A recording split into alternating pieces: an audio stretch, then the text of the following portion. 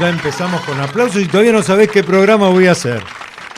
¿Qué programa vamos a hacer todos los que estamos aquí? Yo no sé, esto es más, ya no nos queda tiempo. Es como si ya hubiéramos llegado a las 6 de la tarde sin parar. Buenas tardes, licenciado Ferronato, ¿cómo está? Buenas tardes, un gusto. Y un muy bueno gusto su artículo, ¿eh? Bueno, muy gracias. Difundido por las redes sociales. ¿Ya no sabía, pero bueno, sí, muchas gracias. Sí. Buenas tardes, licenciado Crevari, ¿cómo le va? Buenas tardes, bien, ya repuesto. Doctora Engle. Vamos a sacarnos eso de licenciado y eso Sí, de doctor, sí, porque claro. estas cosas. ¿Cómo le va, Marlene Muy Engle? muy bien, Edmundo. ¿Cómo anda usted? Pero una maravilla. ¿Buen fin de? Espectacular. Mire cómo le digo, off. Off quiere decir afuera. Emiliano Abregú, ¿Qué tal? Buenas tardes. vi el partido de Boca, la verdad. Primer ¿Le tiempo dijeron lindo. al muchacho para qué lado había que patear? Primer tiempo fue lindo, el segundo no. Ah, fue un desastre. Tuvo de todo el primer Todos, tiempo. Sí, hasta piña. Por eso. Ahora, algunos que son de San Lorenzo están chochos. Sí, claro, tenemos a Belusky. Sí, ¿usted de qué cuadro es, Marlene?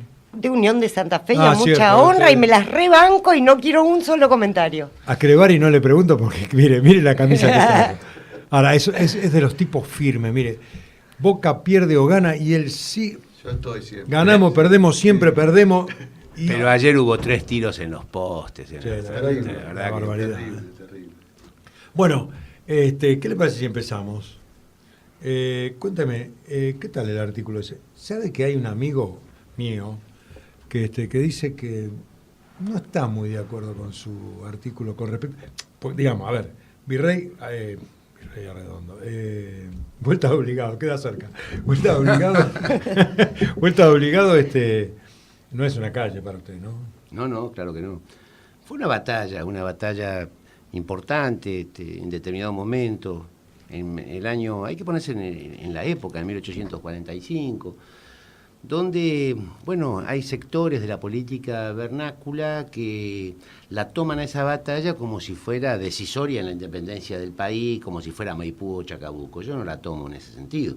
Digo, fue una batalla que se perdió, y yo lo pongo en el artículo, donde las fuerzas de la Provincia Unida fueron derrotadas, pero que marcó un hito trascendente, donde murieron muchos criollos patriotas que quisieron defender ante lo que ellos consideraban una intromisión en los ríos interiores de las Provincias Unidas.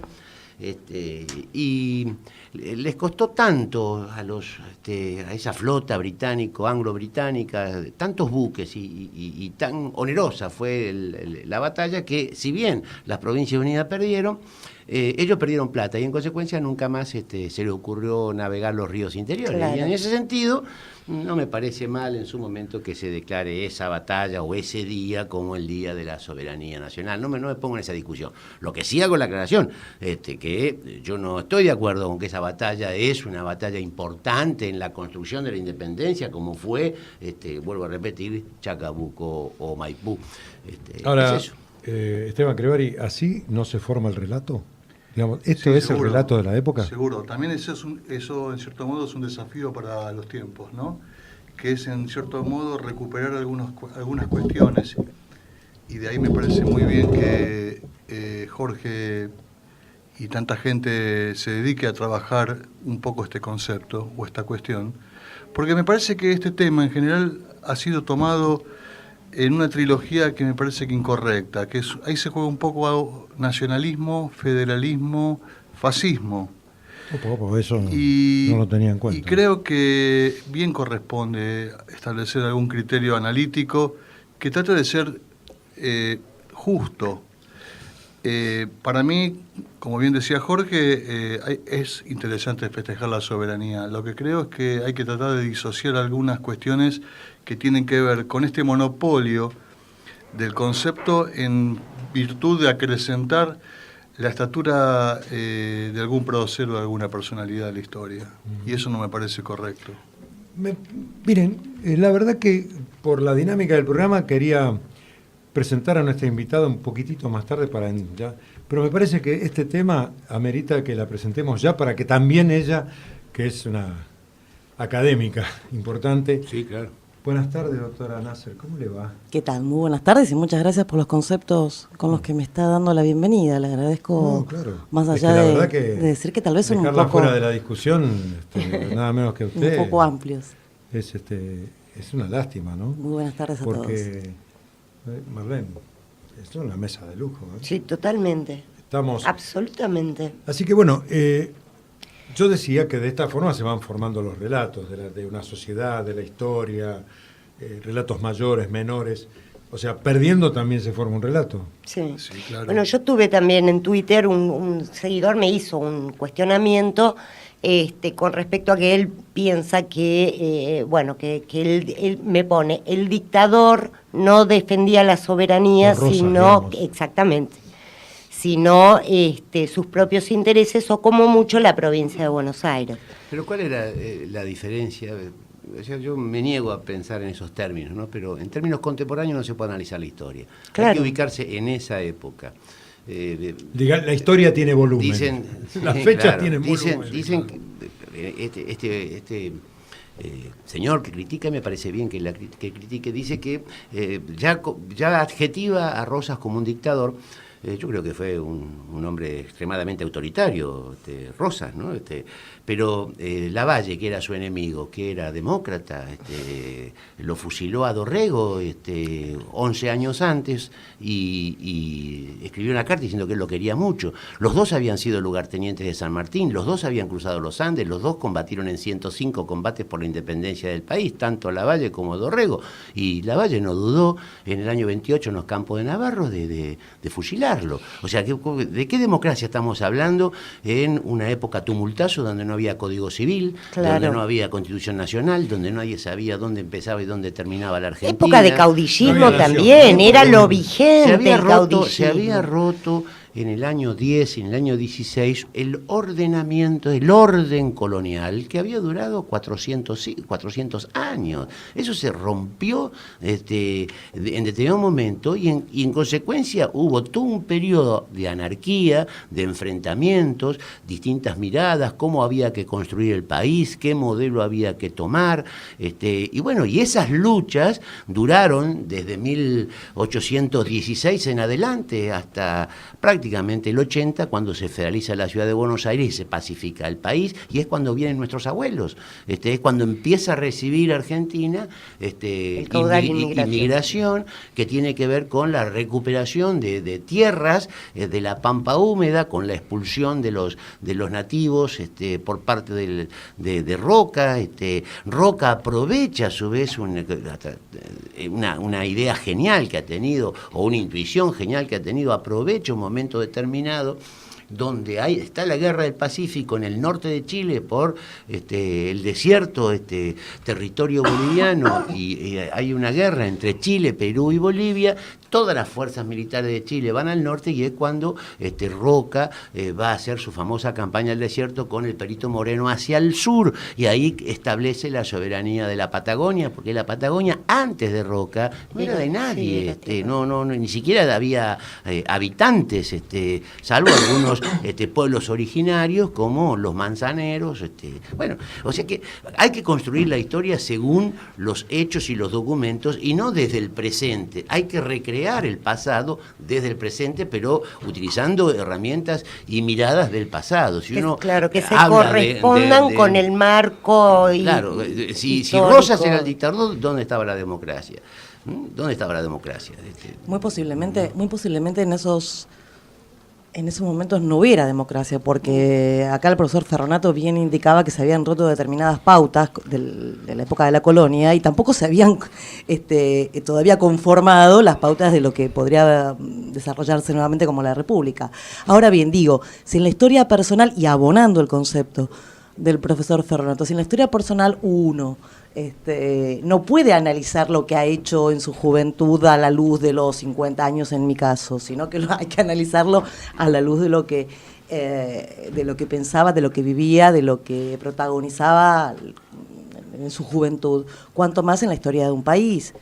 Y aprovecho en este momento para introducir el concepto, en todo caso, del tema que hoy me convoca, que es, ha habido momentos en la historia argentina y en la historia de la humanidad en los cuales, por ejemplo, las mujeres no tenían voto, no tenían derecho a voto. Entonces, analizar eso a la luz de el año 2016 solo deviene en situaciones críticas, ¿no? Pero bueno, hay que entender el proceso, hay que entender la apertura, y hoy eventualmente podemos hacer otras críticas a la situación de la mujer en la política, pero que bueno, será tema para abordar más adelante. Desde ese lugar yo creo que vale la pena. Es decir, vos dijiste una palabra a mi juicio muy importante, que es proceso.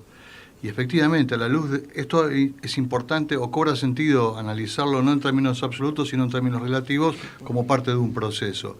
En ese sentido, yo creo que la experiencia de Rosas es equivalente, si se quiere, a la génesis del Estado argentino, y en particular a una lógica muy parecida a lo que entendemos por el Estado jovesiano, ¿no? Fue eso, fue un Estado hecho de una manera absolutamente rotunda, inapelable, absoluta, pero que a la luz de la historia, mirándolo en retrospectiva, en forma, digamos, en clave hermenéutica, fue necesario, porque sin eso no se podría haber pensado en las libertades civiles, en la necesidad de buscar una constitución como factor de pacificación y de ordenamiento institucional, que hasta ese momento no se había logrado pese a tantos intentos, ¿no? Qué bárbaro, ¿eh? ¿Cuánta cosa disparó su artículo? Esto que fue publicado en el Cronista Comercial del día de hoy. Sí.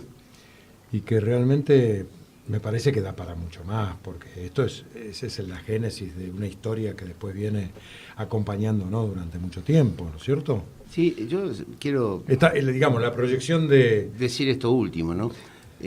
Tal vez el mejor historiador de la Argentina contemporánea, recientemente fallecido, Tulio Alperín Dongui, que vivió los últimos 30 años de su vida en California y trabajaba la historia argentina desde California. Él escribió un trabajo maravilloso, importantísimo e insoslayable a la hora de hacer el análisis de este periodo, que se llama Revolución y Guerra. Revolución y Guerra. Y lo que plantea él es que hasta el 80, todo el siglo XIX en Sudamérica en general y en el Río de la Plata en particular, fue violencia, guerra, saqueo. Entonces hace un relato de acontecimientos. Año por año, 1806, 1807, las invasiones inglesas, 1810, la revolución, que no fue moco de pavo, fue una cosa importante, se estaba rompiendo los lazos de un ordenamiento. Luego de 1816, la anarquía, nunca se pudo sancionar la Constitución, las constituciones que se sancionaban eran rechazadas, la guerra fratricida entre dos bandos, los unitarios y los federales. ¿De quién era la Argentina? ¿De los unitarios? ¿De los federales? ¿O era de los dos grupos? Y sin embargo se combatían, luchas fratricidas entre provincias, entre Santa Fe y Córdoba, entre Córdoba ¿Se repitió y el con norte? Azules y Colorados? Eso fue posterior, porque también se repite en la última década, ¿no? Entre están conmigo o están contra mí. Lo cierto es que Argentina era violenta.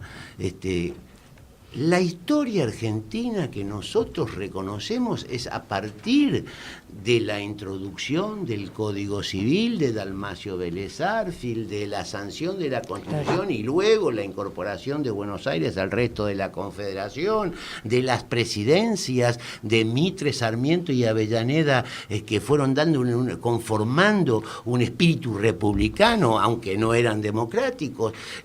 Y a partir de esa situación revolución, Argentina se pacifica y cuando llega el ferrocarril, el telégrafo a la Argentina, esa Argentina de 80 años de guerras civiles, de violencia, de muerte, de guerras internacionales, de invasiones, pasa a ser un país próspero.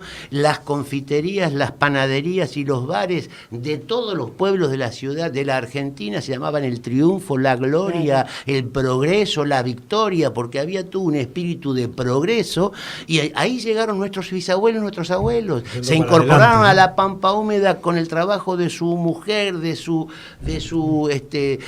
un napolitano semianalfabeto. A los 5 años tenía casa propia en este país, y era impensable en la Europa, en Nápoles o en Sicilia o en cualquier país europeo esto, y sus hijos fueron a la escuela pública, y sus hijos fueron a la universidad pública, y se produce la reforma del 18. Todo eso es una secuencia de crecimiento y de progreso, donde Argentina pasa de ser un país desintegrado y prácticamente sin leyes a ser un país ordenado, progresista, que se incorpora a los mercados mundiales y se transforma en muy poquito tiempo en la primera potencia del mundo en cuanto a la venta de trigo, de maíz, de cereales, de aceites. Entre los 5 primeros. La séptima parte de lo que se comercializaba en el mundo en 1910 era de la Argentina. La Argentina, cuando festeja el centenario, era un jolgorio, era una fiesta. Claro que había pobreza, pero Argentina crecía. Buenos Aires fue la primera ciudad de América Latina que tuvo subterráneo, que tuvo el Colón. Construyó la Avenida de Mayo, la transformación de Buenos Aires, pero eso era impensable en 1840, eso era impensable en 1830. O sea que tuvo que haber todo un ordenamiento. La historia argentina es muy tumultuosa. Les recomiendo ese libro de Tulio Alperindongue, Revolución y Guerra. Es como decía Esteban, ¿no? Todo es parte de un proceso, es una etapa, y en este caso la génesis del proceso que después se produce para terminar conformándonos como república. Es más, yo creo que si no hubiese existido Rosa, no hubiese existido Sarmiento, ¿no?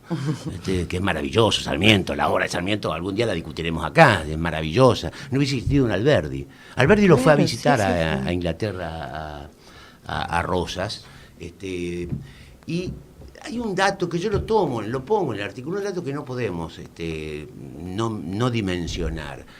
El que va a elogiar la vuelta de Obligado es el propio general San Martín, que termina regalándole el sable de la independencia a Rosas por ese motivo, no porque Rosas se fuera demócrata, social cristiano o socialdemócrata, porque no existía ese pensamiento en esa época, y bueno, pero sí por haber defendido la incipiente patria, esa unión de las provincias unidas, que cada vez eran menos unidas y menos provincias. Ya se había independizado Paraguay, aunque Rosas no reconoció nunca esa independencia. Uruguay vivía una guerra civil donde tenía instalada en Montevideo a Francia e Inglaterra, y también al Imperio de Brasil. En esos momentos San Martín escribe una carta a Tomás Guido diciéndole: reconozco que el brigadier general Juan Manuel de Rosas, en ese hecho de la vuelta obligado, hizo que los ingleses supieran que los argentinos no somos empanadas que se comen, y eso es todo, eso es lo que yo reivindico, ese hecho. Cuando el revisionismo extraviado plantea que la vuelta obligado está al mismo nivel de Maipú y Chacabuco, yo salgo a criticar eso y a condenarlo, pero tampoco con términos actuales vamos a discutir la figura de Rosas. ¿Por qué tanto tiempo para traer, por ejemplo, los restos de Rosas a Argentina, no? Bueno, porque esa cosa interna. Porque como ustedes hablaban hace un rato, la grieta no es que dura, no es que viene de ahora, la grieta, Pero además la es una ruptura, discusión de libro. Es una discusión de libros. No, a esta altura es una discusión tan formal ideológica. A ver, nuestros amigos liberales que yo me he nutrido mucho de ellos, de Natalio Botana, de Félix Luna, de mi maestro, de Romero, de Roberto Cortés Conde, de Ezequiel Gallo, historiadores maravillosos que me enseñaron a mí muchísimo. Ellos planteaban tenían una mirada bastante poco proclive a la figura de Rosas y a todo lo anterior al 80. Pero lo cierto es que ese periodo hubo que cubrirlo de la historia, si no hubiésemos llegado al 80, y lo cierto es que llegamos al 80. Ahora, digamos que luego en el 80, con la construcción de un relato magnífico, nuestros generales eran maravillosos, porque tal vez la guerra no la sabían hacer, pero como escribía Mitre, realmente parecía el Balzac escribiendo, ¿no? El general Bartolomé Mitre. Que creo que no ganó nunca ninguna batalla, y la única que ganó, él creyó que la había perdido y se vino antes, pero no importa, un hombre importante, realmente, pero ellos hicieron también un relato, una construcción, una mirada, inventando glorias, porque el país necesitaba una historia, porque tampoco tenía una historia. Claro. Y bueno, y luego vino el revisionismo a querer pelear con esta mirada. En realidad, la bisectriz, el término medio, dándole a cada uno, que es lo que trato de hacer en esta nota, darle a cada uno un lugar, me parece que es el camino correcto. Cuando uno manipula la historia, y lo digo en el artículo, desde la política y desde la actualidad, claro, está cometiendo un gravísimo error y agrandando la brecha que hay que cerrarla. Claro. Argentinos somos de todo. ¿Quién es la Argentina? ¿De los peronistas? ¿Esa es la Argentina? ¿La de los peronistas? ¿De quién es la Argentina? ¿Las del PRO? ¿De quién es la Argentina? ¿De los radicales? No, la Argentina somos todos. Y claro, todos tenemos que ir buscando la manera, discrepando, pero todos tenemos que ir buscando la manera de encontrar un camino en común. Bueno, tardó mucho tiempo ese camino en encontrarse, y por eso hubo guerra civil donde moría gente, guerra civil claro que habían intereses, siempre hay intereses. Pero bueno, hay que ir buscando los consensos, los acuerdos, y se lograron después, no en la época de Rosas, se lograron después. ¿Usted piensa que es apasionado, Jorge Ferronato, cuando habla? No. Usted dígame, doctora Nasser, abogada, miembro de la subsecretaria general de la universidad. Sí, soy la subsecretaria general. Claro. Y además, una militante por muchos derechos de la mujer desde ya, y también de los animales, ¿no? Porque también he tenido una participación, muchos temas. Algunos amigos me dicen que es como excesivo, pero bueno, realmente. Y algo que quería señalar del relato que hacía el profesor Ferronato. Él explicaba, con la pasión que lo caracteriza y con la agudeza también que lo caracteriza, cómo en diversos momentos de la historia se fueron dando los diversos planteos y este desafío de superar la grieta. Y este avance en el transcurrir de los años hace que, concepto que seguramente hemos compartido con Esteban cuando éramos chicos, hace que se vayan incorporando nuevos planteos, nuevas demandas, tal vez porque algunas ya han sido resueltas y surgen unas nuevas, esta evolución también de la humanidad. Entonces, bueno, con todo esto quiero un poco acercarme a estos nuevos temas. No digo que sea nuevo el tema de la mujer, pero tal vez el tema de los derechos de los animales sí, y surgen nuevos planteos. Este es el desafío de la humanidad. Y en definitiva, a veces, recuerdo año 85, una amiga en común, Laura Parisi, acerca una investigadora, Utah era su nombre de pila, y nosotros éramos muy jóvenes, ¿no? Yo tendría, año 85, 19 años. Utah nos entrevista porque teníamos una actividad en las universidades, en las facultades, en los centros de estudiantes, en la Franja Morada concretamente. Entonces tenemos 2 o 3 tardes así de charla de chicas y nos empieza a preguntar por qué creíamos que aportábamos, qué hacíamos primero, ¿no? Para ella era muy... y en algún momento fuimos construyendo entre varias de las chicas que estábamos en aquel momento en la Facultad de Derecho, en el centro de estudiantes, un concepto del cual hoy, no digo que nos ponemos contentas, digo, a ver, éramos muchas las que contribuíamos en aquel espacio y decíamos que tal vez la función de la mujer en la política es humanizarla, con toda la diversidad y la cantidad o la falta de definición de este concepto, humanizar la política. Y ¿sabes qué? Edmundo, tal vez digo, yendo a algo muy chiquito, concreto y personal y sin querer ser ambiciosa, sí, tal vez poner arriba de la mesa el derecho de aquellos que no pueden hacerlo, tal vez contribuya un poquito a humanizar la política. No, todo esto era por el tema de la ley que se aprobó con respecto al Fascinados con la ley algo, que prohíbe la prohibición de realmente, carreras de todo tipo de perros, uno no solo de anda por las galgos. rutas, es cierto esto, lo que pasa con los animales que son liberados. Hay son historias, largados, ojalá en algún terribles. momento. Pero bueno, eso es un tema.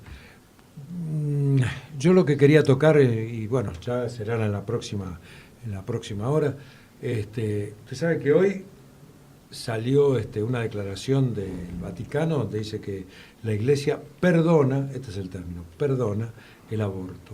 Uh-huh. Seguramente lo debes haber leído. Sí, Gabriela. sí. Y bueno, esto es una cosa Extraordinaria. impensada. Absolutamente. Y creo que tiene que ver con la lucha que han tenido las mujeres en el mundo, ¿no? O sea, en la Argentina desde ya, pero en el mundo. También Sí. escuché que no es algo nuevo. Hace un rato decía una autoridad eclesiástica importante de la Iglesia Católica que esto ya es una cuestión que hace mucho tiempo que está instaurada, de tiempos de Quarrachino concretamente, él decía, porque en ese momento se los instruyó seguramente a las autoridades para que fuera cuestión de cada párroco, si es que vale el término, hacer uso de esa potestad de perdonar en privado de alguna manera la cuestión del aborto. Uh-huh. Así que tal vez la magnitud de la noticia tenga que ver con el hecho de que sea el propio Papa el que lo está diciendo, sí. Pero es algo que evidentemente, de hecho, al menos ya se estaba dando. Yo no sabía esto. Esto ahora, bueno, tomó la dimensión de la comunicación del Papa.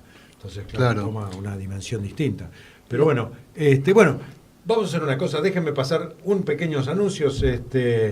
Si tenés inconvenientes por ruido molesto, podés denunciarlos ante la Justicia Contravencional y de Faltas al 0800-333 fiscal, o sea, 47225 las 24 horas. Y por supuesto la Oficina de Violencia Doméstica, la Valle 1250, o también la línea 144. Vamos a un corte y volvemos y seguimos con todo esto. Qué rápido se pasó, Emiliano, esto. Se va volando el programa. ¿Estás sintonizando Radio del Pueblo, AM830? No es casualidad, es causalidad. Espacio publicitario. Caminante. Te invitamos a participar del segundo Congreso Medicina Nuevo Milenio, El Otro Camino, Centro Dr. Antonio de Santis. Jornada de sanación y autocuración, el curso del milagro. Nutrición y alcalinidad, acupuntura, aromaterapia, terapia floral. Sábado 3 de diciembre, de 10 a 18 horas en el Bowen Suite Hotel, Avenida Corrientes 1856.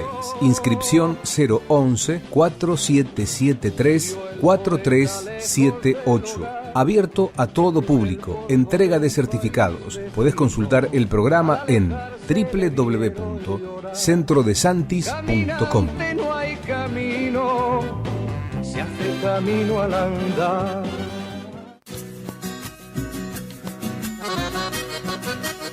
Nosotros, todos los lunes de 18 a 20 horas, un espacio donde ellas tienen un lugar especial. Nosotros no te fabricamos la realidad, con la conducción del Negro Blanco y un equipo de nivel internacional.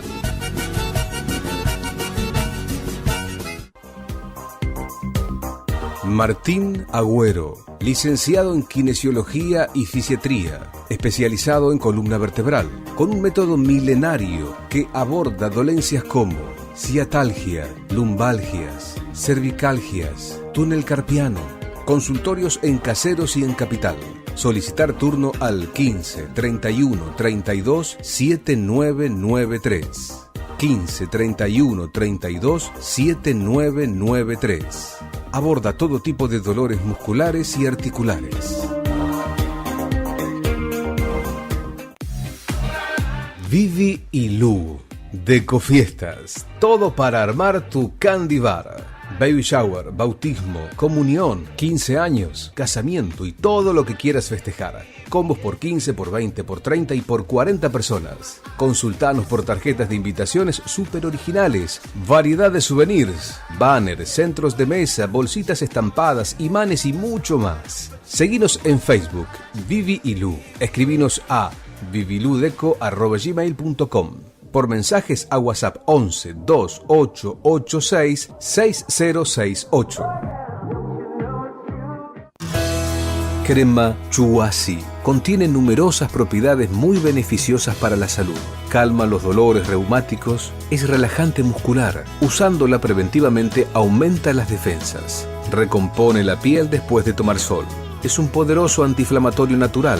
Está indicada para tratar patologías como artritis reumatoidea, artrosis, rigidez corporal, osteoporosis. Combate los problemas de los huesos y ejerce acción benéfica en la recuperación por fracturas, esguinces o torceduras. Indicada para enfermedades degenerativas de los huesos. Combate el dolor lumbar. Relaja los músculos. Soy mamá de 3 nenas. Y la verdad que ando a full todo el día, la llevo a recreación, al colegio, hago las compras, camino todo el día. Mi prima me recomendó esta crema y ahora la uso periódicamente. Tenía unos dolores terribles de piernas y desde que la empecé a usar me siento más aliviada. Crema Chuasi. Para más información y pedidos, llame al teléfono 5199-9604. 5199-9604.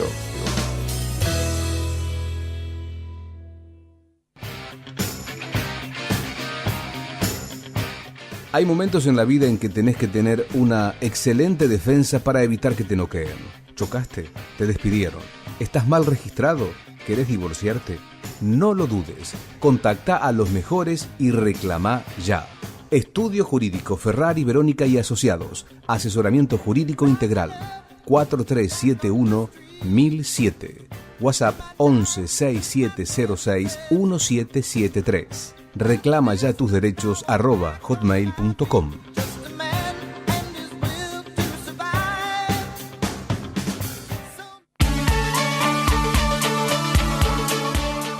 ¿Sabés por qué tenés que bajar de peso? Porque te vas a ver bien, porque te vas a sentir bien. En síntesis, porque vas a vivir más y mejor. El Manantial, siempre un consultorio cerca tuyo. Llámanos al 43 74 2500. 43 74 2500.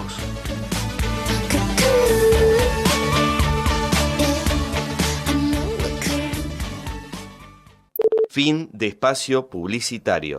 Desde Buenos Aires, Argentina, transmite Radio del Pueblo. AM830. AM830.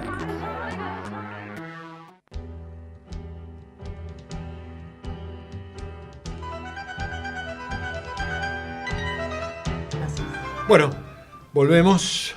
Sí. 17:06 con 18 grados de temperatura. Veo que yo, como usted, sufrimos, Crevari, el tema del cambio de clima.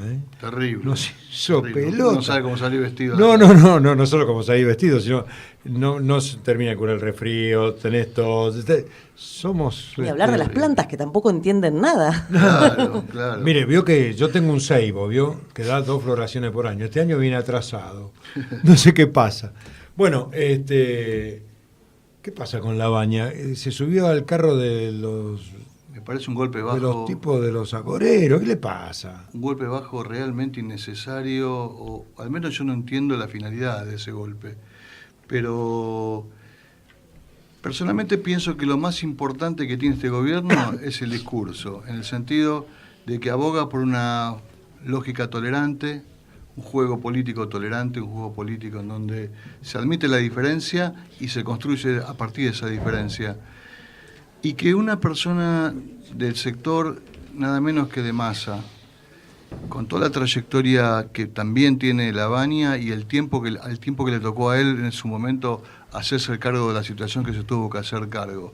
Hoy, por mucho menos diga lo que dijo, me parece por lo menos llamativo, por lo menos.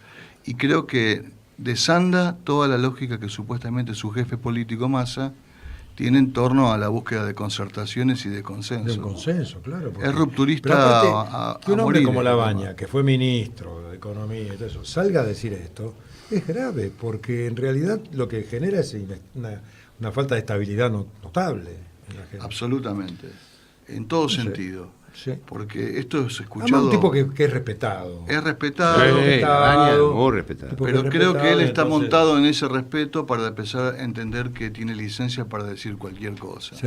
Y eso me parece que es incorrecto. ¿Usted dice que está un poco mayor entonces? No digo eso. Digo que me parece que está con alguna carga, vaya a saber de qué índole, que se traduce en rencor político. Porque en el fondo esto es parte de eso. Y me parece que no le hace bien a nadie esto. Lo que pasa es que hay un grupo de gente que dice que Prat Gay es un hombre muy lento, o sea que es muy pragmático y poco político, y entonces daría la sensación que Labaña es un poco más político. Y bueno, querrá ocupar el que así cargo. sea, cosa que yo no lo creo, pero supongamos que así sea. Eso no da lugar a que termine afirmando lo que afirma. Él podría decir, me parece que estamos por un camino incorrecto, me parece que las cosas no están siendo como se planificaron en su momento, pero decir que vamos rumbo al colapso, me parece que es un poco fuerte, viniendo de quien viene. Sí. Estamos en rumbo de colisión con este muchacho.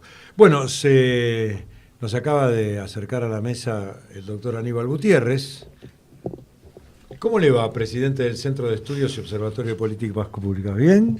¿Qué tal, Edmundo? ¿Cómo te va? Buenas tardes. Se lo aprendió. Bueno, bienvenido. Súmate gracias. a la mesa, ahora tocamos varios temas. Bueno, Gabriela Nasser, ¿qué onda con esto del Colegio Público de Abogados? ¿Qué anda pasando por ahí? Bueno, a ver, paso las novedades, porque este programa siempre me ha dado la oportunidad de venir a contar un poco del desarrollo de todos los acontecimientos. Al día de hoy, lunes, el colegio se encuentra cobrando nuevamente la matrícula anual al valor, entiendo que de 2.100, conforme por lo menos lo han expresado institucionalmente las autoridades del colegio, en virtud de que ha sido concedido un recurso extraordinario en la causa Besteiro con colegio, en una causa de una medida cautelar. Así que por ahora son esas las novedades de esta semana.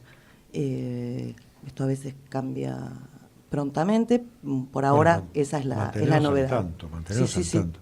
Esto, perdón, Edmundo, esto, ¿por qué la cautelar? No sé si querés contarnos un poquito qué es lo que pasó. La medida cautelar tiene directa vinculación con lo ocurrido en la asamblea del día 7 de julio, en la cual el presidente del colegio público, el actual presidente del colegio público, el doctor Rizzo, desempató una votación en su carácter, no se entiende bien de qué, pero él invoca como el último presidente de la asamblea.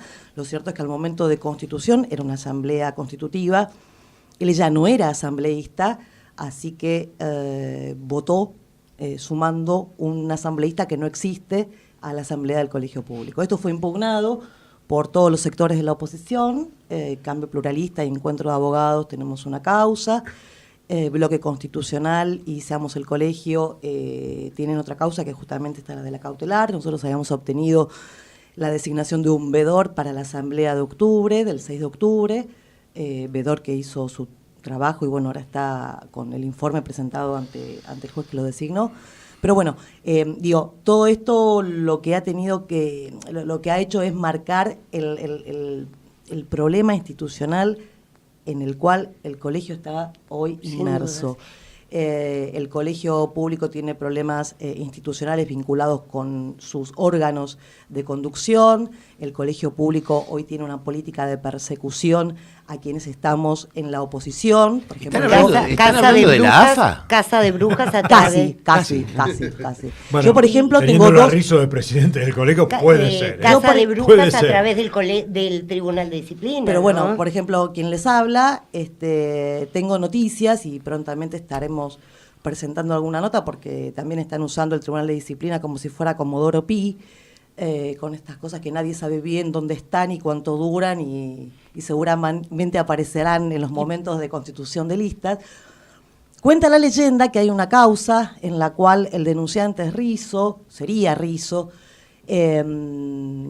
Y el motivo es que muchos integrantes de todas las... Un integrante por lista de la oposición y por Cambio Pluralista, lista 60 yo, pedimos un escribano para controlar la constitución de los asambleístas de la Asamblea de Julio.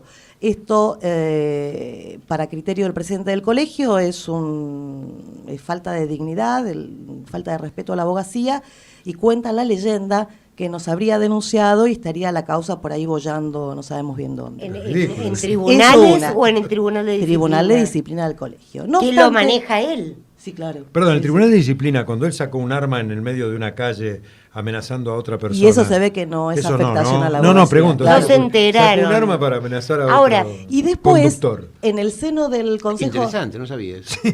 Y Salió después- en todos los diarios, fue un escándalo. Pero Que yo no que soy- lo llevó pero la yo no soy policía. abogado, esas son cosas de Claro, no abogado.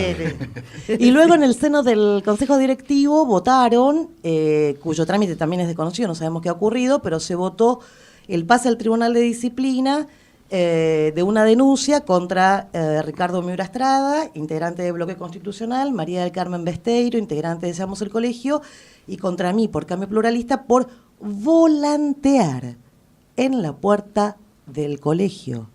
Volantear.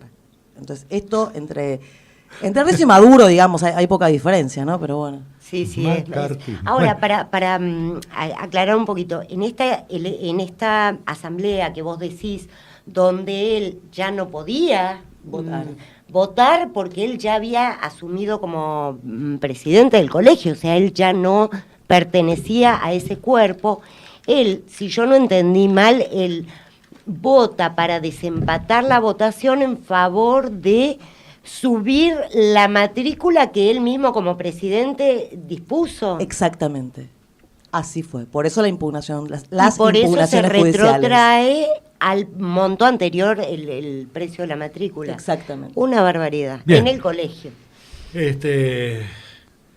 Aníbal Gutiérrez, contanos, sé que están por hacer unas jornadas, un evento importante con el tema clima. Sí, estamos organizando en conjunto con el Centro de Graduados de la Facultad de Ingeniería de la UBA un encuentro mañana en el CCK que empieza a las 2:30 de la tarde y terminará entre las 8 y las 9 de la noche sobre energías sustentables y ambiente. Vamos a estar trabajando con 3 paneles consecutivos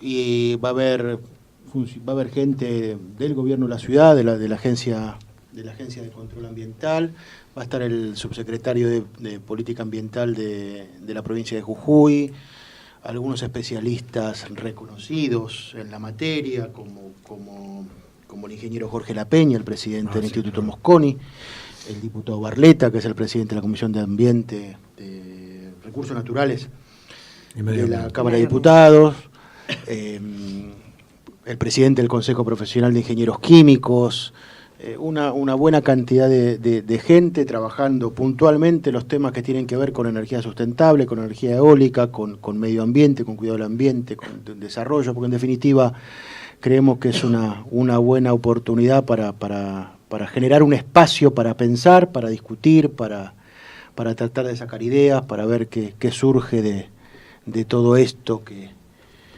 está en el tapete, ¿no? Que tiene que ver con la energía, con el desarrollo, con el modelo de país y de mundo. Desarrollo en cuanto al tema energético, con el tema eólico y todo eso, ¿no? Pareciera que sí, Pareciera que sí. Toda una exactamente. Es una tendencia en el mundo en general, también a ir Europa ya está instalado. Sí. Sí, me parece que nosotros venimos medio atrasados, medio rezagados, pero bueno. Tenemos ese sur con esos vientos. Los vientos patagónicos son un activo en eso. No solo la eólica, sino la solar también, ¿no es cierto? Vos dijiste son un activo. Un activo. Qué importante ese término, ¿eh?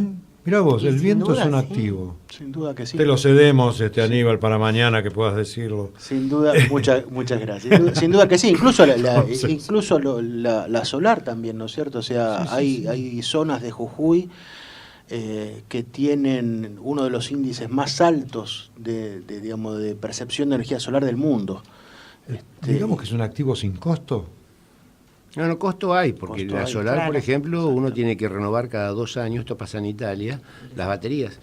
¿Y qué hacen con las baterías? Claro. ¿No? Este es un tema. Sí, ahí- bueno, ahí después por- vienen y las desechan acá en el Atlántico Sur. Sí, las revolean para Tiran los Argentina. containers los muchachos. Ahora, lo del sol está por verse. No sé si escucharon o leyeron de esta loca que está reclamando el dominio del sol. Ella es la dueña del sol. ¿Lo leyeron La eso? arquitecta egipcia no. Llegué tarde. A equivoqué. ver, yo no No traje se- hoy la computadora, No pero se le salió en ocurrió a los Lázaro diarios. Báez todavía. No se le ocurrió a Lázaro. Sí, no, a Cristina y a Néstor no se les No ocurrió. lo digan fuerte, Se porque ve que hay.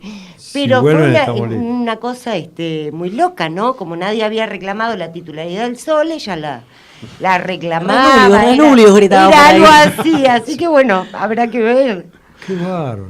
Así que bueno, pero vienen gente de acá de nada más, o hay invitados, o tenés... No, hay invitados. A ver, les leo rápido la lista de Sí. quiénes serán los oradores. En la primera mesa, que es la ciencia, la academia y la tecnología al servicio de las energías sustentables y ambiente, van a hablar el licenciado Agustín Campero, que es el secretario de Articulación Científico-Tecnológica de la Nación, el ingeniero Alejandro Pérez Vargas, que es el presidente del Consejo Profesional de Ingenieros Químicos, el ingeniero Alejandro Giardino, del Grupo de Energías Sustentables del Centro de Graduados de la Facultad de Ingeniería de la UBA, y el licenciado Alejandro Rueda, que es de la Agencia de Protección Ambiental de la Ciudad de Buenos Aires. Va a haber una segunda mesa, que es el nuevo paradigma de la energía en la Argentina, que hablará el ingeniero Carlos Badano, de la Asociación Argentina de Energía Eólica, el ingeniero David Menéndez, también del Centro de Graduados de la Facultad de Ingeniería, el ingeniero Jorge Gilbert, del Instituto de Ingeniería Rural del INTA, y el licenciado Miguel Lo Supone, especialista en energías distribuidas. Y la última mesa, que es Políticas Públicas y Proyectos en Ejecución, va a estar el doctor Mario Pizarro, que es el subsecretario de Energía del Gobierno de la provincia de Jujuy, el ingeniero Mario Barleta, presidente de la Comisión de Recursos Naturales y Conservación del Medio Ambiente Humano de la Cámara de Diputados de la Nación, el ingeniero Jorge La Peña, que es el presidente del Instituto Argentino de Energía General Mosconi, y el ingeniero Jorge Aguado, de la Subsecretaría de Políticas en Ciencia, Tecnología e Innovación Productiva. Así que como verán, Jorge Aguado era de la UCD, Sí. Había un Aguado, ¿no? había un No, Aguado, no sé si no es es él. el mismo No es el Aguado, mismo. no es el mismo Vale, Aguado. Eh, Así que bien diversa la... Sí, por la eso, representación. No me acuerdo, creo que había un famoso Sí. Aguado, pero se dedicaba al tema agro. Después de venido en UCD, pero venía de Exactamente. ahí. Miembro, Sí, funcionario sí. de la dictadura. Claro. Gabriela, contame algo de Fabiana Túnez, porque sé que estás también trabajando y relacionada un poco con ella por los temas de mujer que hubo, Y Fabiana está haciendo... que relatora, ¿no? Una relatora especial de la ONU. Sí, hoy estuvo con la relatora especial de la A ver si un ONU día que la podemos destacó. invitar a Fabiana que Sería venga. ideal, prometo Dale, poner dale. toda la garra Dale. para que se materialice. Fabiana está haciendo un trabajo espectacular. Convengamos que en el contexto en el cual estamos, el tema de la violencia contra las mujeres, el colectivo Ni Una Menos y todo esto, ha disparado el tema de una manera tal vez poco feliz. Estos últimos hitos del paro nacional de mujeres, el día donde estuvimos todas vestidas de negro, aquel miércoles negro, el 31 encuentro de mujeres, encuentro nacional de mujeres con más de 70.000 participantes. Esto es realmente primera vez que se da tanta participación. Todo esto está facilitado, obviamente, por estas cuestiones, estos femicidios que vienen ocurriendo y que espero que prontamente se les encuentre el corte. Pero volviendo a lo que decíamos respecto de Fabiana, está haciendo una labor realmente magnífica. Ella está sacando, es la primera vez que tenemos un protocolo, está llevando adelante... Tiene coherencia, ¿no? Todo pero lo que aparte hace. teníamos una ley sin financiamiento, sin reglamentación, como muchas de las cosas que pasaban en los 12 años, ya casi 13, que nos precedieron, que era pura cáscara, puro titular y poca acción y pocas políticas concretas. El esfuerzo es enorme. Primer esfuerzo es el tema del financiamiento. el tema de la mujer, y Mabel Blanco lo decía el otro día, es algo, digamos, es la base. Después discutiremos qué, pero sin el dinero es poco lo que podemos hacer, y la verdad que el desafío es hacer. Y respecto de Fabiana, la alegría es enorme. Tenemos visibilidad internacional, tenemos medidas concretas, no solo con el tema de la violencia, porque convengamos que el tema mujer es un abanico de aspectos, de rubros, de miradas. Tenemos la participación en la política, la participación en los diversos ámbitos, como la universidad, donde siempre digo, hay mucha teoría y poca práctica. En la universidad, qué sé yo, de 13 facultades tenemos poquitas decanas, y ni hablar de los gabinetes de las facultades, y ni hablar de los gabinetes de las administraciones centrales. Dejen algo de espacio. Entonces digo, el tema de la mujer es como que abarca muchos aspectos. Y Fabiana está atendiendo casi todos, está viajando por todo el país, ha tenido un encuentro con otra de nuestras amigas, Claudia Rocha, presidente del Comité Provincial de la UCR en San Luis, y tienen ahí un compromiso de desarrollar políticas públicas, y Claudia aparte es concejal, desarrollar políticas públicas en concreto, así que bueno, muy contenta, y prometo ponerle mucha garra para que venga bárbaro, directamente. Sí, claro. Aníbal Gutiérrez, ¿cómo están las políticas públicas desde tu observatorio? Y depende de cuál, ¿no es cierto? Como bien decía Gabriela recién, en el caso del tema mujer, el trabajo que está haciendo el Consejo Nacional de las Mujeres, conducido por Fabiana, es realmente extraordinario, porque empieza a tener justamente todas las condiciones y todas las características de una política pública, ¿no es cierto? General, global, federal, atendiendo todos los temas y no solo uno, no quedándose en el tema más fácil, en el de más corto plazo y en el que más rápido da un título de diario y que de fondo no modifica absolutamente nada. O sea, buscando el punto más difícil o el camino más difícil para poder resolverlo, ¿no es cierto? El atajo nunca nos va a llevar a una solución. Yo tenía un jefe que decía, no existen soluciones sencillas para problemas difíciles, y justamente creo que Fabiana lo que está haciendo es encontrando la solución difícil para un problema muy difícil. Creo que ahí estamos viendo alguna cosa muy positiva en este momento. ¿Ustedes tienen alguna visión con respecto al tema salud? Digamos, ahora viene el verano y estamos con estos temas de programas. El tema salud me parece que es un tema muy complejo realmente en la Argentina, y me parece que no terminamos de articular el área metropolitana Buenos Aires todavía en esto, y nos perdemos en algunas discusiones medio bizantinas. Sí creo que se han dado algunos pasos interesantes. Néstor Pérez Baliño decía hace no mucho en un evento que organizó el Centro de Estudios lo que significa la cobertura universal de salud que está llevando adelante el Ministerio de Salud, y pareciera que hay algunos pasos importantes en eso. Al mismo tiempo hay que marcar que no se ve el nivel de anticipación que el Estado debería tener respecto a algunos problemas, ¿no? Como que el Zika nos agarra distraídos y cosas por el estilo, ¿no? Que uno dice, si esto no es un tema nuevo, es un tema que venimos viendo de hace tiempo. Lo mismo pasó con el dengue, y no se llegan a ver las políticas preventivas que deberían llevarse adelante. Lo mismo nos estaría pasando el tema seguridad, que bueno, es un tema tan trillado, sí, ¿no? Y que parece... El año pasado... este año hicieron un encuentro importante. Este año hicimos algunas cosas en el tema de seguridad, ¿no? Sí, y lo mismo, ¿no es cierto? Parece que siempre vamos corriendo la de atrás, y nos falta esa capacidad de prevención, sí, que el Estado debe tener. Al mismo tiempo también hay que reconocer que la situación es tan compleja y el gobierno ha heredado una situación de país tan difícil que supongo yo que a los funcionarios les debe costar mucho salirse de la urgencia para poder pensar lo importante. Y me parece que la urgencia les está tapando y les está ganando al día a día todo el tiempo. Quienes hemos pasado por la función pública,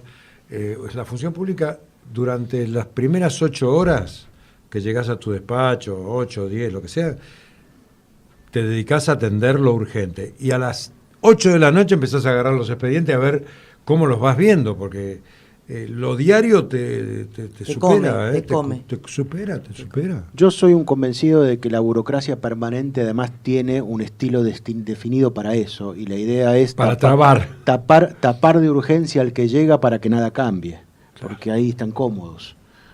Y claramente, digamos, este año podría estar viéndose algo parecido a esto. Probablemente por eso el presidente se lleva a su gabinete un retiro, lo saca 2 días de circulación o 1 día y medio. Está bueno eso, ¿no? A ver si piensan a largo plazo. ¿Hay alguna experiencia ustedes con respecto a esto? ¿Hubo alguna experiencia, no? Sí, Facundo Suárez Lastra, cuando fue intendente, como él dice, cuando era chico, solía hacer seminarios con sus funcionarios. Siempre fue Facundito. Siempre fue, ahora también es Facundito. Por eso, así que... Y solía hacer, utilizaba esta técnica, y Enrique Olivera... Aclaro que a Facundito, también un excelente Facundo jefe de Suárez Lastra gobierno. lo hemos invitado, estamos tratando de invitarlo a ver si puede venir un día. Sí, bueno, sería maravilloso. Un cuadro político importante. Y otro que utilizaba esa técnica fue Enrique Olivera, cuando fue jefe de gobierno, que juntaba su gabinete y hacía seminarios con temas concretos, ¿no?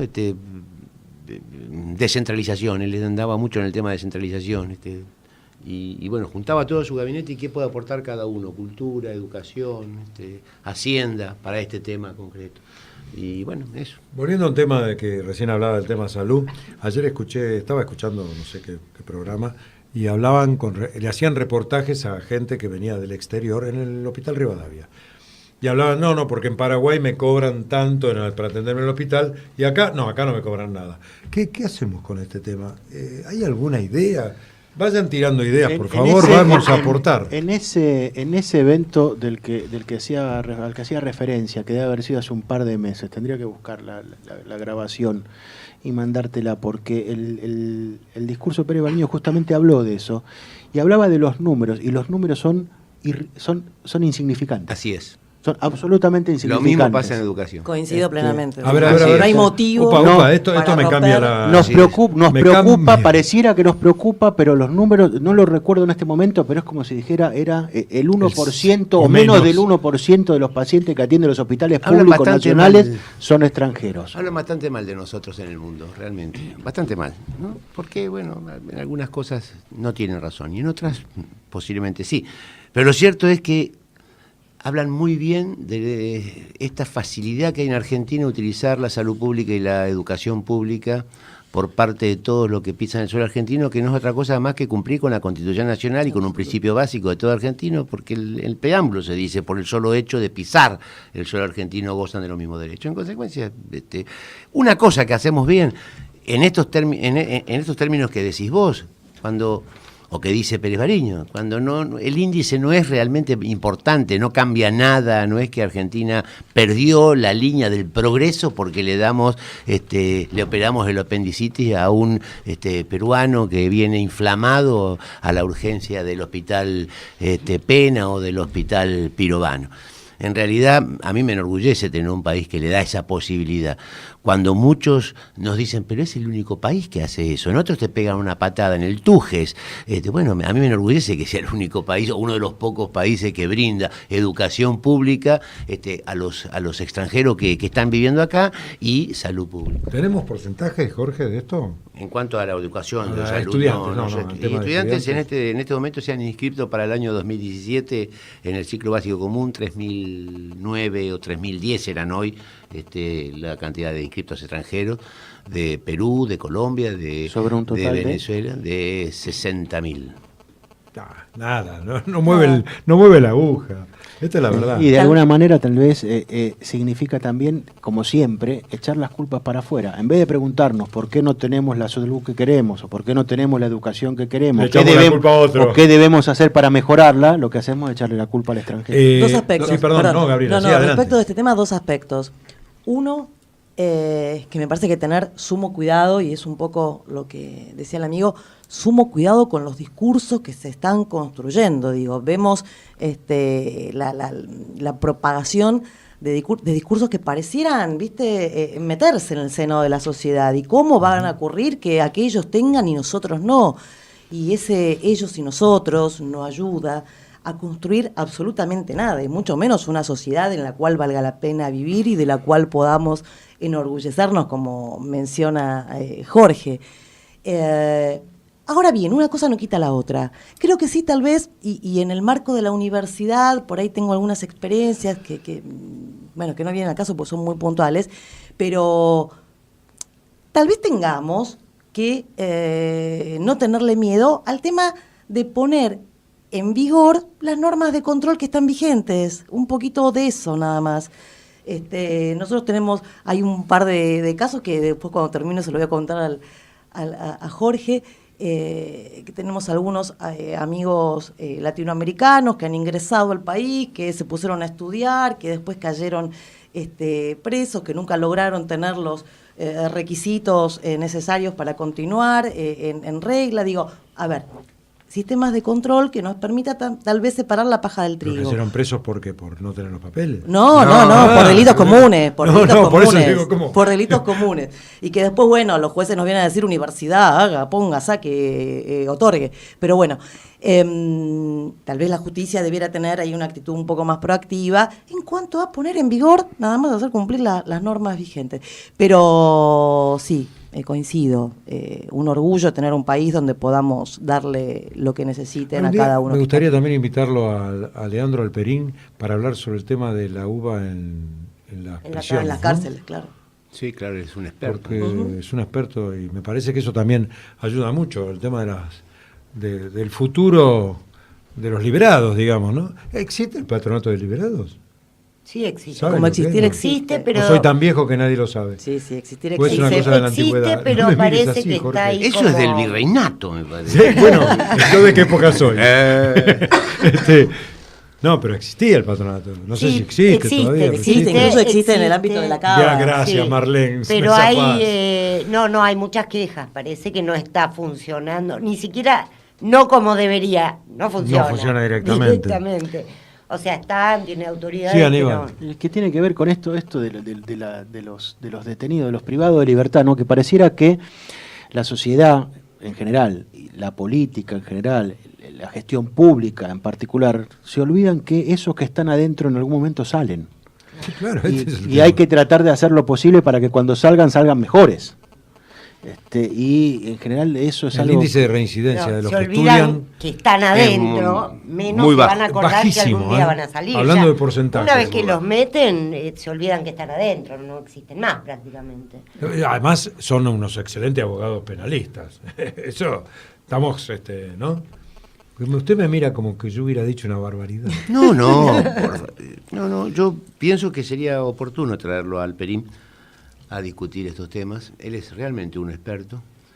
También podríamos decirle a Martita Laferrier, que es brillante, muy importante directora de UBA 22, que es este programa que tiene la universidad en las cárceles, de toda la vida, como dice. Toda la vida. Andrea Pérez también estaba en eso, ¿no? Creo que... No, Marta Laferrier fue la primera directora de UBA 22 y hace poquito la secretaria académica del rectorado la volvió a convocar. Y yo coincido contigo, ¿no?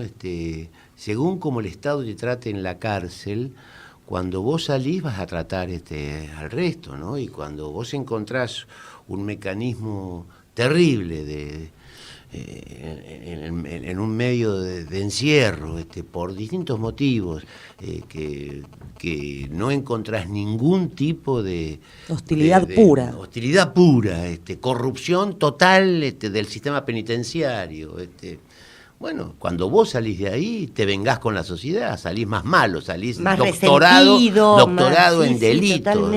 Y aparte sin ninguna herramienta, ¿no? De la cual poder echar mano como para pensar un futuro, diseñar un futuro. Yo creo que la educación en las cárceles, primario, secundario y universitarios, es un camino importantísimo que tiene muy poquísimo o casi nada de presupuesto.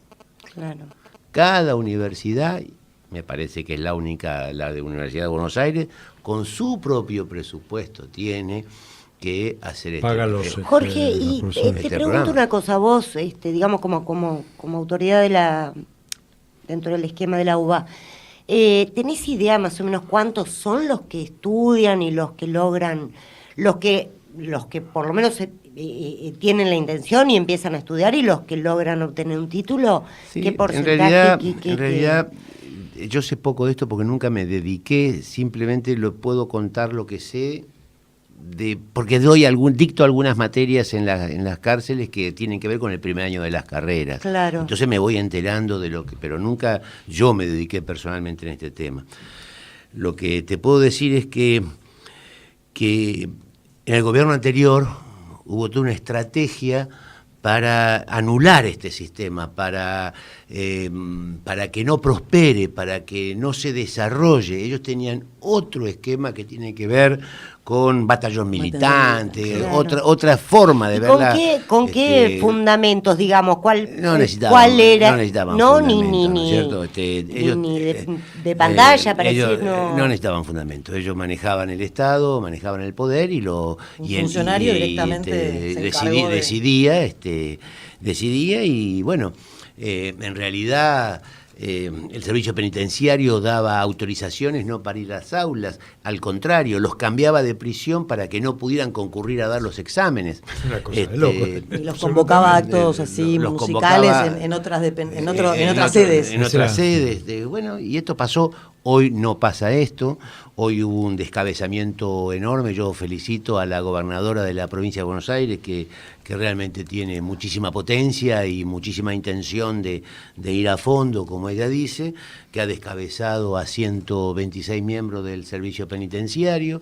De los cuales muchos estaban procesados, la gran mayoría estaban procesados. La gran mayoría. Eran miembros. Y bueno, y yo confío siempre en el futuro y que vamos a empezar por el buen camino. Me parece que el buen camino es replantear el tema carcelario en Argentina. Una cárcel no puede ser una cloaca donde arrojamos las personas, sí. por más que repudiemos lo que hayan hecho y que nos parezca espantoso lo que han hecho. Me parece que la sociedad tiene que garantizar que esas cárceles sean limpias, que en esas cárceles puedan trabajar. Tiene que disponer los medios también para... Y la gente se enoja cuando uno dice, ¿cómo van a trabajar y van a ganar un sueldo?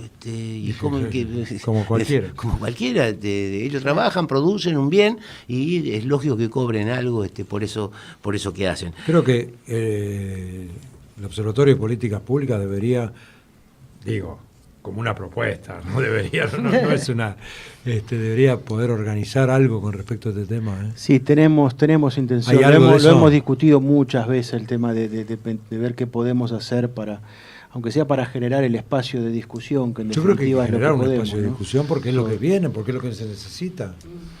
Sí, además, incluso ver algunas experiencias comparadas, repensar el sistema penitenciario en general, repensar el servicio penitenciario, pensar si es necesario que los presos sigan teniendo contacto con un oficial del servicio penitenciario, con un agente del servicio penitenciario, si no habría que modificar el sistema y que los anillos más cercanos a los reclusos sean otros profesionales, y no agentes de una fuerza de seguridad, y que la fuerza de seguridad solo dé seguridad perimetral. Claro, para el perímetro. Y hay tal vez que repensar todo esto, ¿no es cierto? Y bueno, como decía Jorge, ¿no? El tema de educación es fundamental. De educación y trabajo son dos herramientas que tienen que estar realmente de manera permanente en la cárcel. Aparte que son a la dignidad, ¿no? De la persona esté donde esté. Yo me imagino una persona que está 24 horas encerrada. Su cabeza tiene que estar permanentemente activa en algo. Y generalmente está activa en sobrevivir. En sobrevivir en ese estado de encierro. En sobrevivir. La verdad que... En que no lo maten, en que... Pero a eso le tenés que sumar a la gente del servicio penitenciario, que ojo, también es una víctima, aunque muchas veces se convierta en un delincuente, porque ese agente también está metido en el mismo ambiente, también está dentro de la cárcel, es casi un preso con uniforme. Y negocia con el preso. Y no le queda otra muchas veces que hacerlo. Entonces, eso significa repensar también cómo va a funcionar una fuerza de seguridad, donde tenés una gente que se pasa 24 o 48 horas conviviendo en ese mismo estado de encierro. Por eso, todo el tiempo ese tiempo que tienen que usar para la creatividad, para el trabajo, para la formación, está siendo para nada, y además se autoflagela, porque imagínate. Sí, yo tenía una duda, escuchando esta conversación tan interesante, que siempre se me presenta en torno al Registro Nacional de Reincidencia. En general es bastante, me parece, corriente que las empresas, no solo los organismos públicos, sino muchas empresas, suelen solicitar como parte del trámite para incorporar personal que hagan el trámite de certificado de antecedentes. Y la pregunta que me hago es si no deja de ser una forma tal vez discriminatoria. ¿Qué pasa con esa persona? Me pregunto. Con aquella persona que cumplió con su condena, que en este momento no tiene ningún elemento, no tiene deudas. No tiene deudas con la sociedad, ni con o por supuesto a través de la justicia, y que en manos de un empresario o de un tomador de empleo llega un certificado donde consta que esa persona tuvo una historia vinculada con el sistema penal, con el régimen penal, y que más allá de que ya haya purgado con eso, digo, ese tipo, ¿lo toma? ¿Lo incorpora o prefiere tomar a otro? ¿Le contesto, Crevari? No. Sin ninguna duda que no. ¿Y no es una forma de discriminación Sin eso? ninguna duda que sí. Me parece que el planteo que estás haciendo me parece un planteo muy inteligente. Yo creo que había que rever muchas cosas con respecto a ese tema. Porque evidentemente, si la persona está liberada, digo, por las normas genuinas por la cual se libera una persona y no porque compró un certificado de buena conducta, como ha pasado. Como pasa. O pasa, bueno, sí, no sé en este momento, pero es que en este momento el sistema para mí tiene tanto hueco que también, digamos, como hablaban recién, el sistema no está proveyendo los medios adecuados y en cantidad suficiente para que el preso se rehabilite. Entonces, vos decís, Edmundo, el que sale bajo las normas legales y todo lo demás. Muchos salen bajo las normas legales y vuelven a delinquir, y vuelven a delinquir, y vuelven a delinquir. Entonces, hoy también la sociedad está un poco como desprotegida ante esto. Eso es frazada corta, digamos, ¿no? Sí, sí. Es un tema... El 7% de los estudiantes que estudian en el UBA 22 en la Universidad de Buenos Aires en condición de encierro, el 7% reincide, contra el 69% de los presos que no hacen bueno, es muy importante la diferencia. Lo mismo para tener en cuenta. Lo mismo pasa con ciertas terapias. Por ejemplo, yo les comentaba la vez pasada que en el Congreso de Psiquiatría había estado conversando con la licenciada Boschi, que ella trabaja en el penal de Olmos y hace terapia de grupo o individual, no sé, con atacantes sexuales. Y ella decía que prácticamente tiene casi cero reincidencia, porque la terapia también consiste en enseñarles a convivir, porque eso no se cura, está comprobado que no se cura, pero enseñarles a convivir, a coexistir y a manejar su patología. Claro, con su conflicto, claro. Es changador de su conflicto. ¿Saber? Entonces, bueno, evidentemente hay una carencia de políticas de rehabilitación. Vamos a darle un descanso a la gente. Vamos a escuchar un tema de Bob Dylan. Quiero escucharlo. Dale.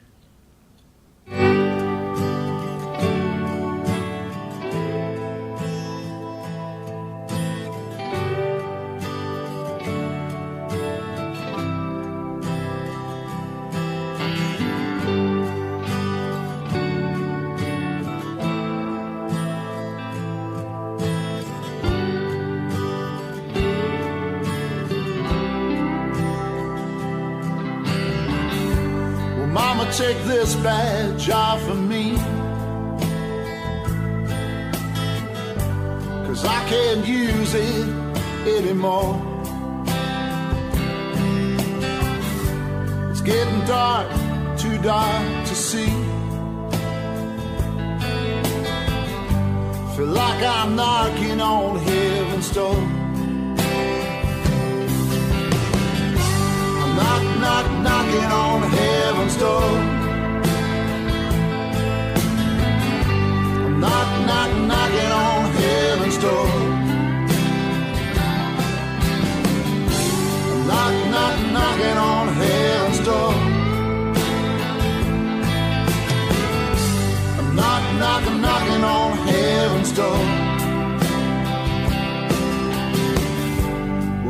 put that gun to the ground. 'Cause I can't shoot them anymore. There's a long black cloud coming on down. I feel like I'm knocking on heaven's door. I'm knocking on heaven's door. I'm knocking on heaven's door. I'm knocking on heaven's door.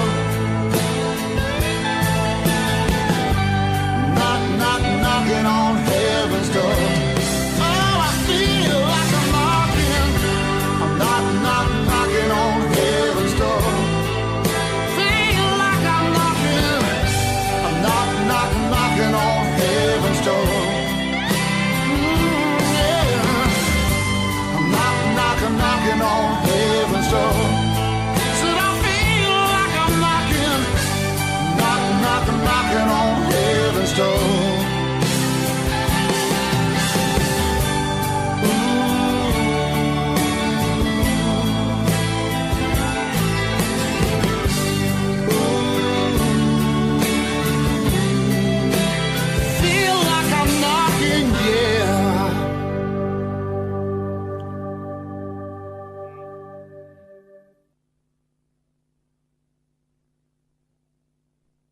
Bien. Buenas tardes, Sebastián. ¿Cómo estás? Justito, ¿eh? Bueno, tenemos tantos temas. Este tema, a mí me da como cosita, después de este nivel que hemos tratado. Es extraordinario este título. Para Scioli hay menos sexo por la crisis económica. Y la baña tiene que ver con esto. Extraordinario es ese título. La baña no habrá hecho también una... Estas serían las empresas de preservativos a hablar del tema. Claro. Sí, no, en serio. Pero salieron a cruzarlo con Sí, chistes. sí. ¿Cómo es? 5 años. Explícame un poquito porque no me quedé afuera. ¿Cómo es? Sí, han habido declaraciones de empresarios de la industria del preservativo hablando de este tema. Y Tulipán salió a cruzarlo con un chiste, con amor, con esperanza y con bueno, no sé, de los productos que tienen ellos, con lubricante, una cosa así. Sí. En el Twitter. Una cosa así. Que reconocieron que las ventas empezaron a bajar hace 5 años, no es de ahora. Claro. Y que lo que pasa es que se acabaron las campañas, veo que no hay campaña Eso es cierto con el también. tema del SIDA. Sí, eso Cuidado sí. que la gente cree que... Con el tema de salud, cuando acá... La gente cree que ya se terminó, que ya Yo está... creo que algo de razón tiene si hace 5 años que empezó a notarse la ausencia o la disminución de sexo. Yo creo que no fue por la economía, sino que fue por las cadenas oficiales. Realmente eso Era desestimulante. Mataba la libido. quitaba todo tipo de posibilidades de tener un... Nada, sí, eso. Nada.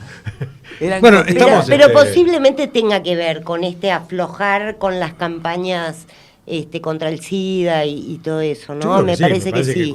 Sí, me parece que puede tener mucho que ver. Sí. Que va aflojando. La actitud en ese sentido a mí se me parece puede. que sí, ¿no? Sí. Parece que se están dejando muchas campañas Lo de cual lado. es gravísimo. El otro día leí una nota ¿Ustedes se acuerdan también. lo que dijo la esposa de Sergio Massa, lo que le dijo en una noche enojado? La señora Galmarini. La señora Galmarini, que es mi amiga y le respeto mucho, lo que le dijo a Scioli. ¿Y qué dijo de Scioli una vez que Scioli la cruzó mal? Dijo tantas cosas. Investiguen qué le dijo y se van a dar cuenta que algo tiene que ver con esto. Que no sé. ¿Qué le dijo? Ahora, claro.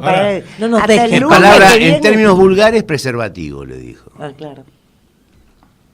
Bueno, en Twitter salieron Por eso tantos cayeron las memes ventas. y tantas fotos y con unos gorros así que... Bueno, No, pero es una cosa... la verdad que es risueño. Yo lo Digo, para conozco, cortar un yo lo poco la conozco cosa, mucho ¿no? a Daniel Scioli, créanme que lo conozco mucho y me parece un hombre, honestamente les digo, me parece un hombre de bien. El padre de Daniel Scioli colaboró muchísimo con Raúl Alfonsín, era radical. El mismo Scioli lo plantea y se emociona cuando recuerda a su padre.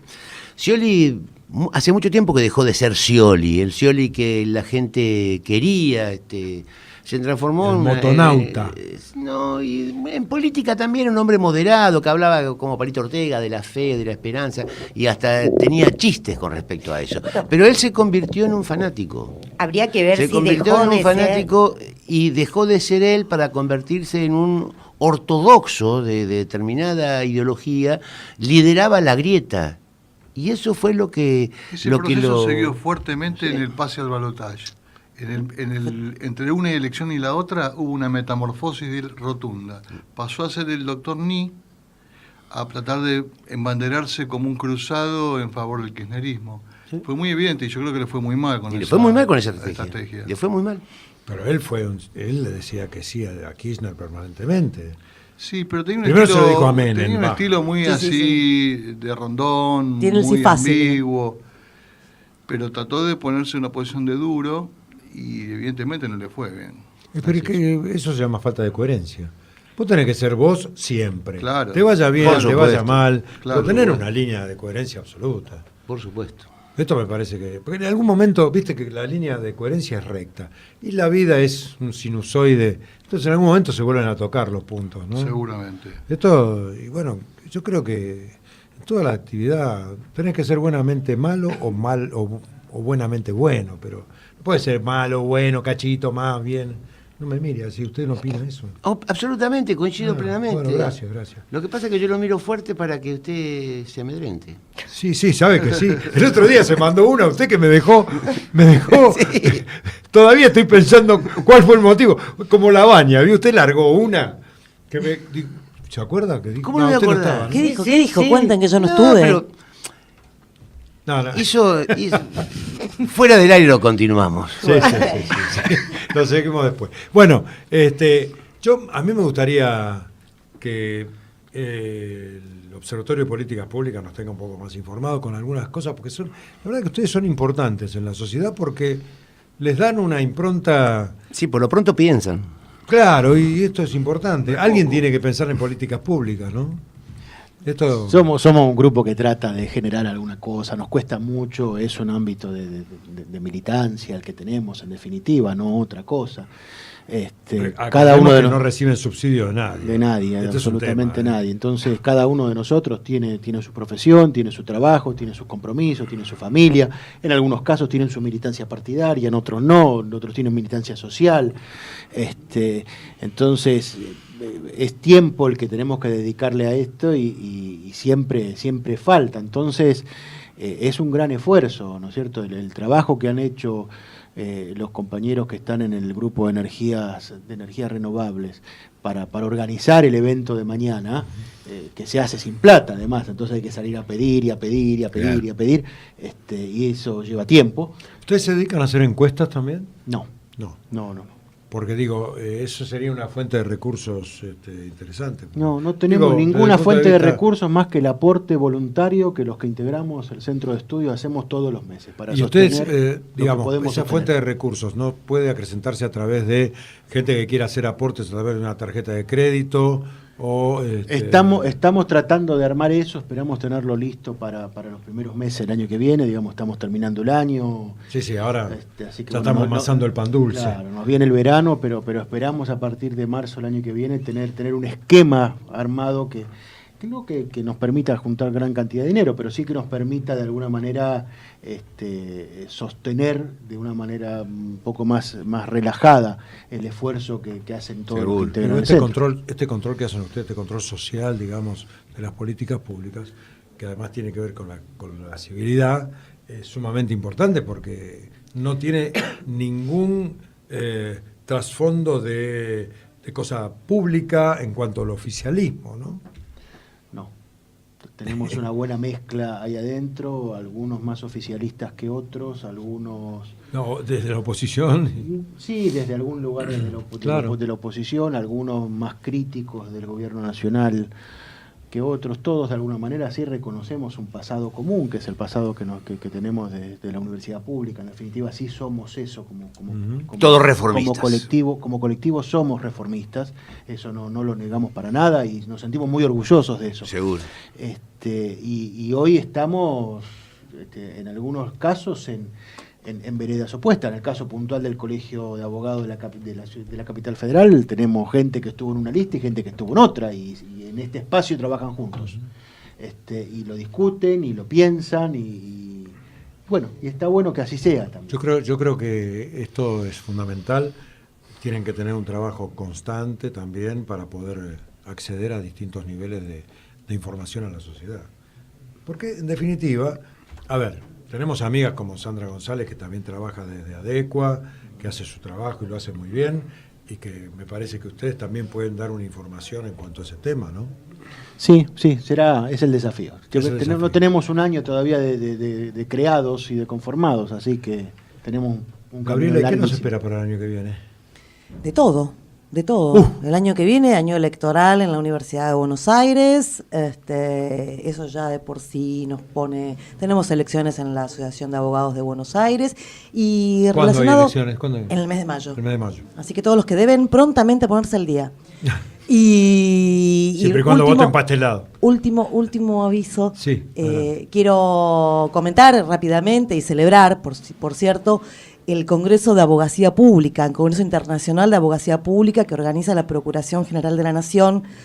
Miércoles y jueves se desarrolla en el Panamericano de 10 a 18.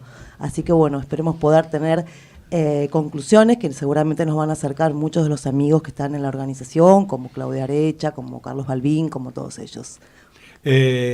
Mañana el CCK, ¿no? Mañana en el CCK de 14:30 a 20 horas. Para hablar sobre el clima. Sobre energía sustentable y medio ambiente. Crevari, veo que se ha mejorado. Ha trabajado poco hoy, ¿eh? Ha estado poco participación. Se lo hemos perdonado porque usted viene restableciéndose de a poquito. De esa cosita. Sí. Es para la semana que viene. El lunes que viene no estamos, ¿eh? Claro, feriado. Porque nos tomamos el día, ¿vio? Sí, porque somos así, casi empleados públicos. Jorge Ferronato, gracias. Nos vemos la semana que viene, dentro de 15 días. Gracias a todos. Nos estamos yendo. Ahora vienen los muchachos que se hacen cargo del programa. Una continuidad que no se puede creer. Chau, hasta pronto. Nos vemos en 2 lunes.